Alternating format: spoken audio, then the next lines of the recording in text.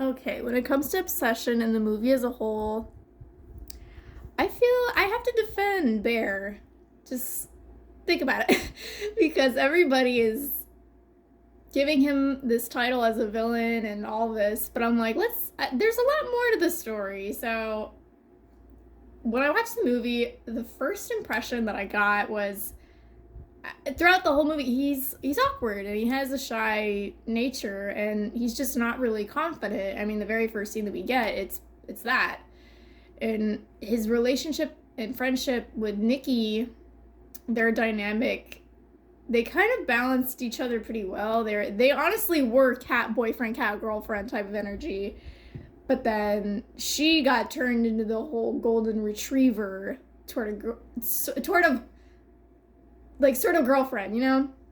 It was started out as a balance, which was why we all saw the potential of them as a couple and did root for Bear to man up and confess his feelings. But that was more like telling a rock to move. And I think what a lot of people necessarily don't consider is where Bear himself, where he comes from. Because barely 10 minutes in the movie, we know he has had a long-time crush on his friend since high school. And he's not the kind who just shares his feelings, which is being rooted from a fear of rejection, which is only encouraged further due to his friend Ian, who just doesn't really give him the most helpful advice. And spoiler, it is due to the fact that he was secretly having casual hookups with Nikki for a few months. Where we as the audience can't help but feel worse for Bear, since he didn't know the whole time and having shared his crush to someone who was supposed to have his back, to act as his wingman. But back to after a few attempts and getting to actually talk with Nikki and finally confess, he just kept getting roadblocked by either Ian or Sarah or any other distraction while trying to keep things normal in their hangout during the whole bar trivia night. And so already, when he finally has the courage to do it, it just keeps getting shoved in it just kept getting shoved in his face purposely because of Ian, who kept making it awkward while trying to tell him just do it, and even pushing Nikki for an extended night and doing shots and more trivia, but she was clearly uncomfortable with, and she just wanted to go home. Granted, which gave the perfect opportunity for Bear, all the while Ian and Sarah teasingly were making fun of them, cutting their night short.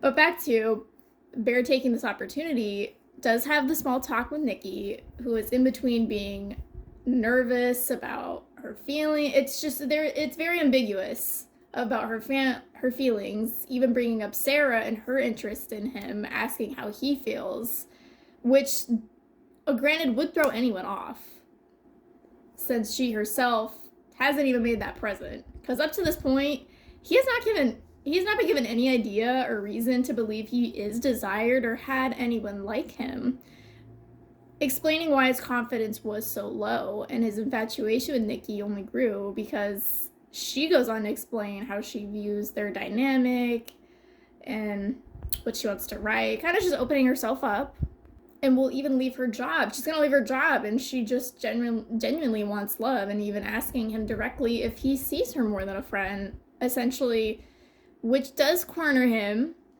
And mind you, this is the same day he lost his cat. He lost Sandy, and was probably not in the best mental state at all to be even going out drinking and confessing his deep feelings. I feel like a lot of you guys are forgetting that.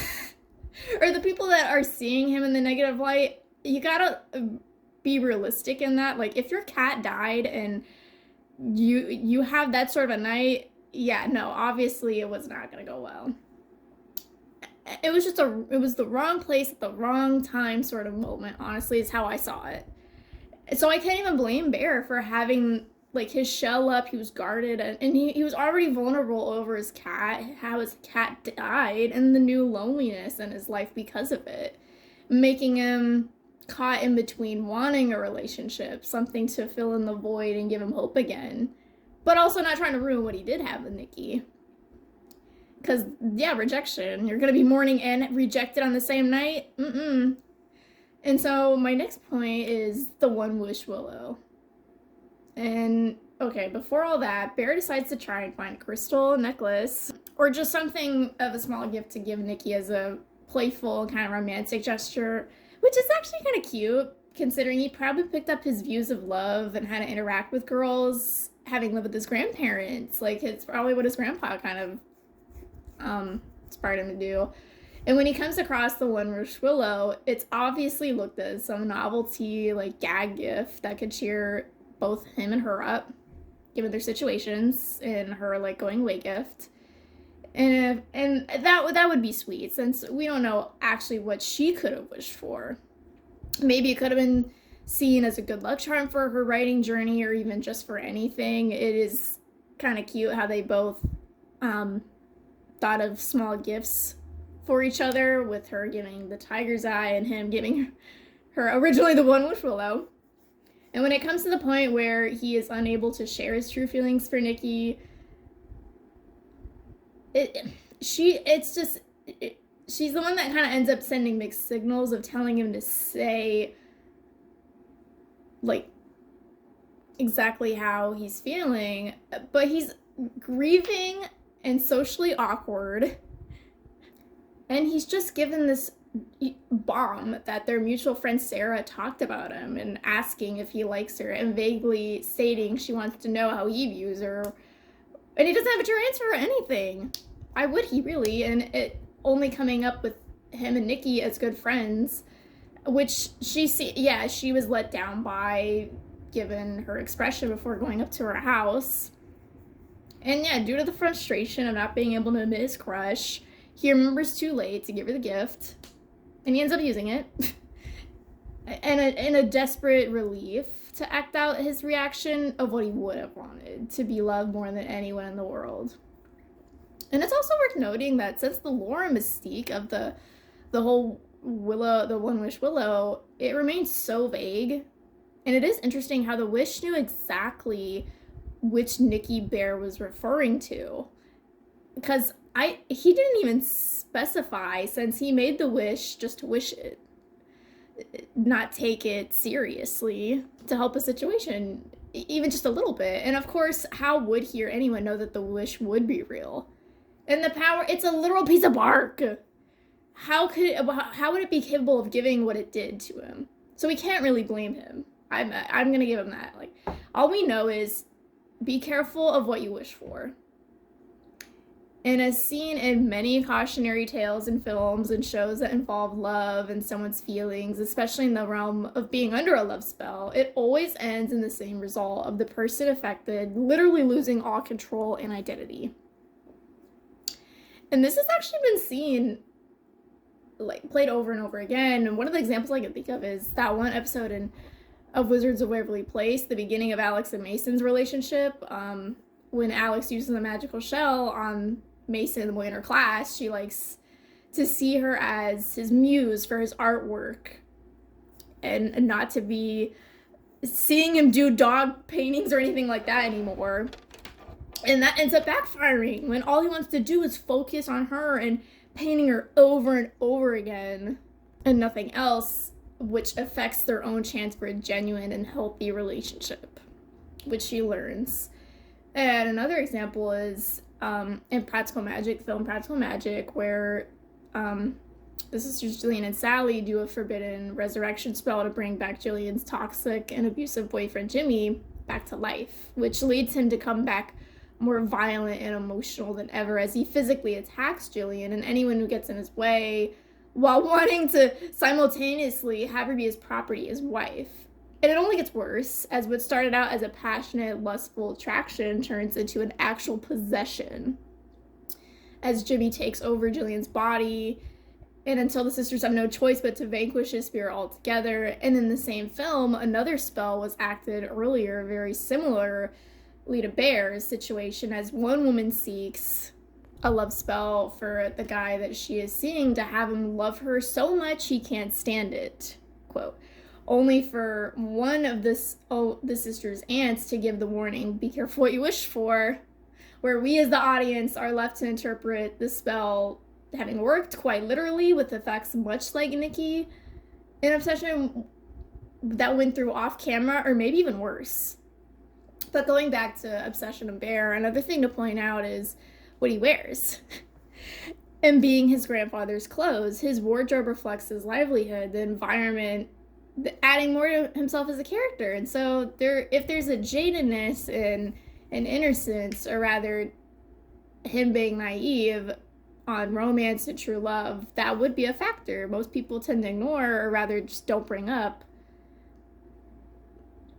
which should be, and why he does the things he does. He doesn't know any better. And as far as we don't know anything about his parents, or we only know a little bit about him and his interest in being a food critic, or like that joke. And another thing is the whole no personality and self-insert people have in Bear's shoes, because he's more like a blank canvas, making it easy for people to put a label on him being a villain and an awful person, when he actually is pretty layered, considering everything around him that went on and his interactions with others. Because while yes, Bear, he did make some awful mistakes. For one, making the wish, but under the circumstances, it was not intentional. And there was the issue of not being more concerned for Nikki's well-being, her general state, and request to end things when she was conscious. But I would just consider out there was reason for denial, considering not much information was made about the One Wish Willow. It was literally just looked as a toy. It was just something to give as a gift, and that was it. And there being the rationalization of Nikki's past with substance abuse, because in Bear's mind, he didn't know exactly what and who he was dealing with. Actually believing it was Nikki for a long time after the wish was made. And I think partially he did wait until it was too late, and was most likely due to the fact he didn't want to lose another person he cared about. Come on, guys. He would have no one quite literally even be more depressed, as all he ever had feelings for was one girl since high school. So for him, Nikki was more than just a coworker, but happiness and a break from his life. We don't know anything about his parents. Both of his grandparents are not in the picture. They're dead. His cat is dead. Do you really think he would want to lose his girlfriend, Nikki, at that point? No. And so to hear how the only two options given to him was either him disappearing or her for good would obviously be terrifying. And it's supposed to be a messed up consequence to undo the wish. And he does think on it. He does. And another thing I want to bring up is the whole bystander effect surrounding this movie. And I think a lot of us probably would do what Bear did, because there is nothing that you can justify when everyone else also didn't really help or provided any, nothing. No one really helped Bear or Nikki out. And anytime she would have an episode and freak out back as herself as Nikki, no one didn't do anything or asked her or checked up on her, not even Sarah or Ian. It just came across as nothing of genuine concern. So why was it only Bear's to blame? No one else brought her to the hospital or helped patch her up at the house when things would get really bad. That whole scene. Bear was the only one. He was the only one who drove her to get help. But they were not allowed inside, basically kicked out, where all they could do was go back to his place. It wouldn't be completely true that he didn't do anything for her, considering how she even lacked, at that point, her own concern because of the wish's effects, and showed no reaction to her own pain.